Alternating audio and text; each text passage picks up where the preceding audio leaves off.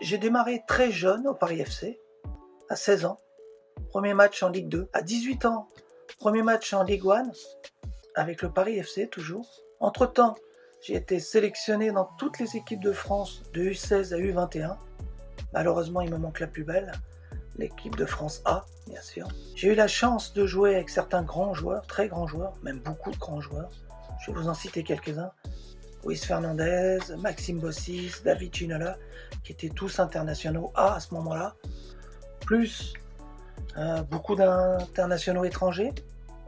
Notre ami Enzo Francescoli, uruguayen, Rabat Madjer, Algérie, Pierre Lidbarski, Germany, qui avait gagné la Coupe du Monde avec l'équipe d'Allemagne à ce moment-là. 29 ans, c'est un tournant dans ma carrière, car j'ai eu une grave blessure contre Monaco au Parc des Princes, une blessure à la cheville, qui a fait basculer ma carrière, je dirais, vers un rôle d'entraîneur.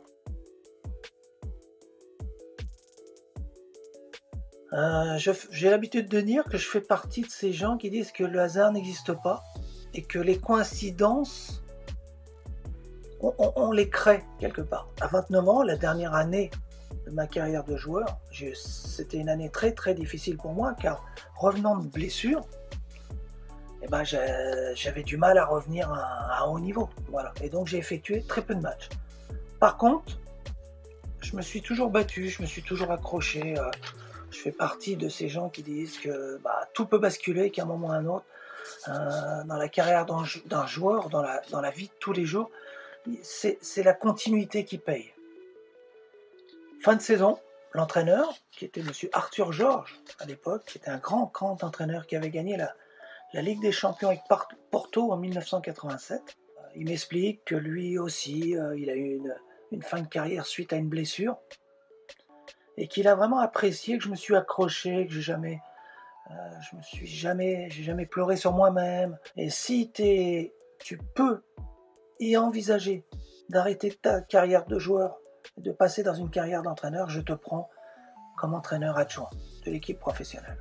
C'est sûr que sur le coup, ça a été vraiment comme si je recevais une grande gifle. Et après une bonne semaine de réflexion, j'ai opté pour cette voie.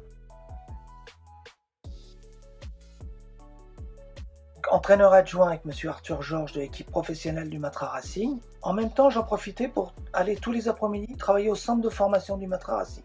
Bien sûr, entre-temps, je passais mes diplômes. Donc j'ai passé tous les diplômes jusqu'au plus haut diplôme pour l'entraînement élite des jeunes. J'ai travaillé pour la Fédération française de football comme expert départemental et j'ai géré pendant 10 ans le département de la Seine-Saint-Denis, qui est un département où il y a le plus gros vivier de talent en France.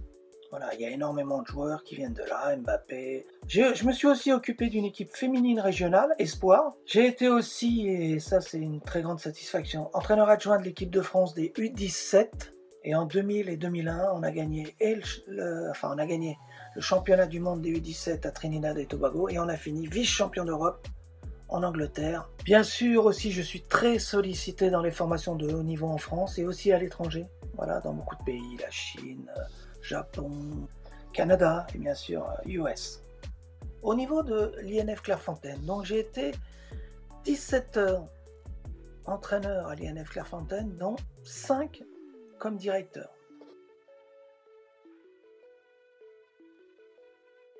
Ça débarre début octobre d'une saison pour finir au mois d'avril.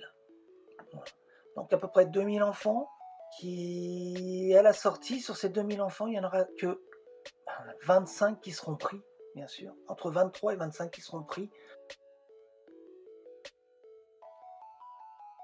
Donc on est très attentif sur la vitesse d'exécution avec et sans ballon. Qualité technique, mais quand je parle de la qualité technique, c'est la facilité à maîtriser le ballon dans différentes situations, à tourner, à utiliser ses deux pieds. On regarde aussi à travers des jeux, voilà, les aptitudes tactiques des enfants, s'ils savent se déplacer déjà naturellement, s'ils prennent des informations. Tout ça sont des éléments très importants pour nous, pour leur futur développement. Bien sûr, le concours se fait dans l'année de leurs 12 ans, et quand ils rentrent à Clairefontaine, ils sont dans leur année de leurs 13 ans. Le médecin les voit, le psychologiste les voit. Il y a des tests aussi psychologiques. Voilà. On regarde aussi les bulletins scolaires. Alors les bulletins scolaires, pas trop sur leur niveau scolaire, leur niveau de notes, mais plutôt sur leur comportement. Pour certains, l'école est très difficile, c'est un match très difficile, donc il est intéressant de voir ceux qui sont capables de s'accrocher dans des conditions difficiles. C'est un gage de développement pour le futur, c'est un gage de progression. On arrive donc le dimanche soir pour repartir le vendredi après-midi. Donc ils se lèvent à 7h, ils déjeunent, à 8h ils prennent le bus pour aller à l'école, 15h30 ils reviennent à l'INF, 16h, 15h30 ils goûtent, et 16h on commence l'entraînement. 19h ils dînent, et de 20h à 22h, ou ils continuent à travailler leur scolarité, ou ils jouent. Ils n'ont pas leur téléphone de toute la journée avant 20h. Quelque part, le fait d'avoir le téléphone leur téléphone pourrait leur poser des problèmes de concentration.